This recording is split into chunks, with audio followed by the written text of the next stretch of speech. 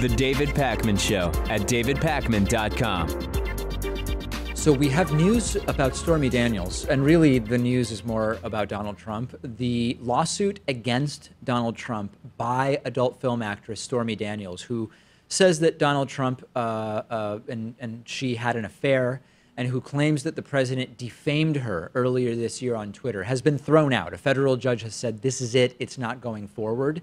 And this has sent Donald Trump into a tizzy on Twitter, referring to Stormy Daniels, whose real name is Stephanie Clifford, as horseface, and referring to her attorney, Michael Avenatti, although I thought that Avenatti was no longer actually representing her. Maybe that's just in some cases. Referring to Avenatti as a third-rate lawyer. Is this the civility that the right claims to want that the left lacks? Like, what? Oh, yeah. Where does referring to people as horseface rank when it comes to presidential decorum and civility? Oh, I think they would say that that's just words. It's not actions. We're not going out there and harassing and intimidating people. You can say whatever you want, but you can't act upon it. Maybe that's how they would get around it. Maybe they would. Yeah, I mean, I'm sure that they would post hoc rationalize it one way or the other. That's no question about that. Are you feeling like the entire Stormy Daniels thing has just become kind of deflated and politically toxic at this point? There was only one period of time where I cared to look at it in depth, which was when we were wondering if it was a campaign finance violation or not. Right. And it does seem to have contributed to Michael Cohen going to jail. So, you know, some good came out of it, but like the whole salacious angle, I don't really care. Whether or not the president had an affair, that's his own business and the business of, you know, him and his wife and that relationship. But you know, it doesn't impact my life in any way. That's for certain. I agree, and we don't know yet if Cohen's actually going to do prison time, but it could potentially, I guess, lead. He certainly is going to be sentenced at some point, although we don't know about the prison time part. I think, right? Or am I speaking out of turn? I think you're right. You're right. He hasn't been sent to prison yet. Good. Well, I mean, it's not good that he hasn't been sent to prison. I love it when we're on the same page. Yeah, I think that, you know, I've said before, actually, Avenatti is pretty toxic himself. I like the guy's political activism. I think that he should not run for president in 2020. But I do think that his way of doing things, while effective in some ways, also is pretty toxic. Yeah, I mean, you could certainly make the case that the Julie Swetnick allegation against Brett Kavanaugh that Michael Avenatti brought forward obfuscated the entire case against Kavanaugh because when people would respond to some of the accusations made against him, they would ignore the more credible allegations made by Christine Blasey Ford, and they talk exclusively about how Kavanaugh was accused of gang rape and tried to make it sound so ridiculous that it's not believable. There's no way that it could be true and that we have to confirm Kavanaugh. So he kind of muddied the waters there a little bit. The Swetnick story became a sort of straw man in reality for sort of the more specific allegations about what Brett Kavanaugh was accused of. In any case, should we keep talking about Stormy Daniels? Like, this might be the end. This might be the last we hear about Stormy Daniels. I don't know. She has a book now, right? Yes, it's on the New York Times bestseller list. We're going to have to take a read. I mean, I have some free time over the weekend. I can report back to you on Monday's bonus show about how it was. I would encourage you not to read that book. In fact, yesterday's story about not reading pseudo-intellectual nonfiction, I specifically named that book as one you should not read. Oh, all right. Well, Omarosa also has a book out, so in place of Stormy Daniels, I'll read that one. Yeah. We've talked about Boston sports fans before, and there's a long history of, quite frankly, horrible racism on the behalf of Boston sports fans, dating all the way back to the Boston Celtics during the, I guess it'd be the late 50s, early 60s, when they started bringing in more frequently black players, and just horrible racism that was shouted at them at Boston Garden. And there's like a long history of racism in Boston as well, beyond just the sports world. The Boston Red Sox were the last team to racially integrate, and apparently Jackie Robinson, I don't know if he tried out at Fenway Park or if he just showed up as a member of the Brooklyn Dodgers, but Tom Yawkey, the owner of the Red Sox at the time, used racial slurs against them, called him the N-word. So yeah, we have a long history of that in the city. Well, there's another little incident to mention, which is that Sunday night, the New England Patriots played against the, who did they Chiefs. play? Against the Kansas City Chiefs. And Kansas City Chiefs player Tyreek Hill caught a pass and sprinted into the end zone and scored a touchdown. 6 points, fantastic.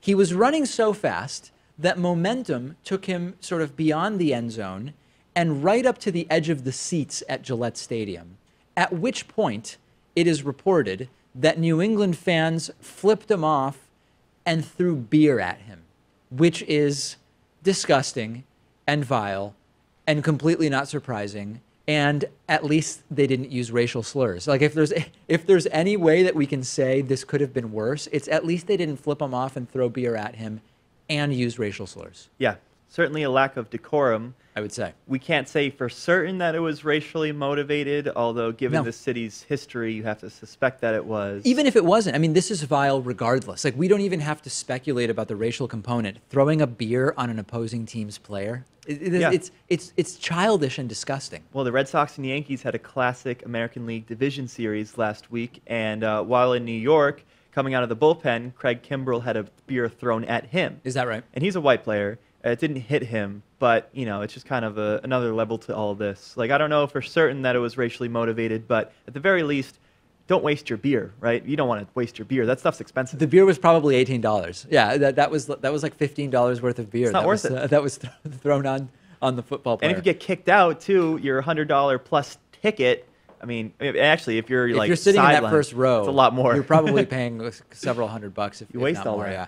I have no interest in going to Patriots games in person. Like, from what everybody tells me, so for people who don't know, Gillette Stadium is not in Boston. It's in Foxborough, Mass., which is, in the best of cases, about 35 minutes away. But if there's traffic, it can be an hour or two, an hour and a half, depending on game traffic. From what people tell me, there's traffic on the way in. There's traffic on the way out. There's traffic in the parking lot. It's a mess. And in the end, a lot of the time, the season is played when it's very, very cold already, so you're uncomfortable, and you can't see a damn thing in most of the seats. Even in pretty good seats, you are so set back from the field that you're not going to be seeing that well anyway unless you look at the big screen. And that in the majority of the seats, even like a $100 seat, which I think is considered cheap at Gillette Stadium, you can't see a damn thing. Like, you are so far that you're basically watching a TV. I can do that at home, not pay $18 a beer, and have the exact snacks that I want. Yeah, exactly. Is that just me being old? No. I tend to agree with you. I've been to 2 preseason Pats games, and I was not a big fan. I think that football and hockey are the worst sports to go watch in person. You're better off watching those two on TV. Yeah. But going to a baseball game, going to a basketball game, I think you can enjoy that more so than watching it on television. I've enjoyed going to hockey games. When I lived in New York City, one of the guys in the band I played in was a big Islanders fan, and he would sometimes get us front row seats to the Islanders. And that was pretty fun, I must say. But did you have the right angle, though? Because no, couldn't see the puck the entire game. Yeah. Yep, had no idea what was going on. Okay, but I had a great time. It was more about the enjoyment about hanging out with your friends than it was actually watching the game. It was. I could see that. Let's talk about Mad Dog Jim Mattis, the Secretary of Defense. So speculation started that he might actually be a Democrat and might soon be leaving the Trump administration. And Trump suggested, in fact, during that bizarre 60 Minutes interview on CBS over the weekend that we talked about yesterday, that Mattis was a Democrat and would soon be leaving. And Mattis has now spoken to reporters, and he has clarified that he's never registered for any political party. When he was asked if he considers himself a Democrat, he said he's never registered for any political party. Now, that's not really an answer, because the question was, do you consider yourself a Democrat? And you could consider yourself someone who is a supporter of the Democratic Party while not being, like, for example, I'm an independent. I've never been, like Mattis, I've never registered for any political party. But I'm on the left, and in most elections, I'm voting for Democrats. So if somebody says to me, do you consider yourself a Democrat? I would say, I'm not a Democrat, but I mostly vote with Democrats. That would be like a full answer. Yeah. If I simply said, I've never registered for any political party, any reasonable person who knows me would say, David, you're sort of obfuscating your politics by saying that. Well, of course, Mattis doesn't want to reveal his politics, both because he's serving as the Secretary of Defense and because he comes from a military background, and those people tend to be apolitical altogether. Now, but he says he's never. Right. But he's been in the Marine Corps since he was like 18 years old. Oh, has he? Yeah. So I get the justification. It's certainly just a ploy for Trump to come up with a reason to fire the guy, and that seems to be what's coming up next. Why is it Trump wants him gone? Is he not extreme enough? I mean, we know that Mattis... It's crazy when the guy nicknamed Mad Dog seems to be one of the more sober and rational influences when it comes to military action, but it actually does kind of seem like Mattis has a pretty good head on his shoulders. Doesn't mean I agree with him in terms of every perspective on different issues, but he actually does seem to be one of the more rational people in the administration. Yeah, maybe he's at odds with Trump's recent and third national security advisor, John Bolton, and Bolton's winning out.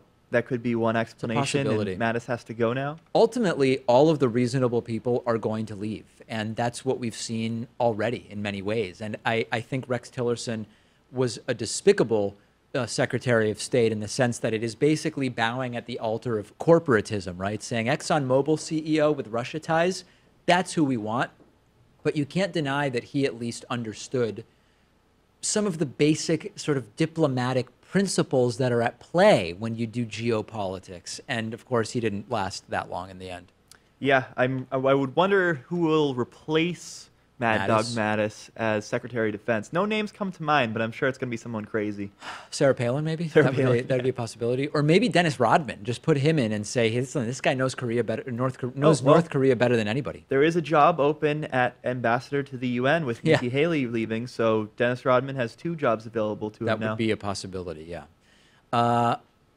It's sad what's going on. Like I think we have to sort of make light of it a little bit because otherwise it's so depressing. But it's truly sad and horrifying what it is that's going on. On that note, I'll talk to you tomorrow, hopefully about something a little more positive than this. The David Pakman Show at davidpakman.com.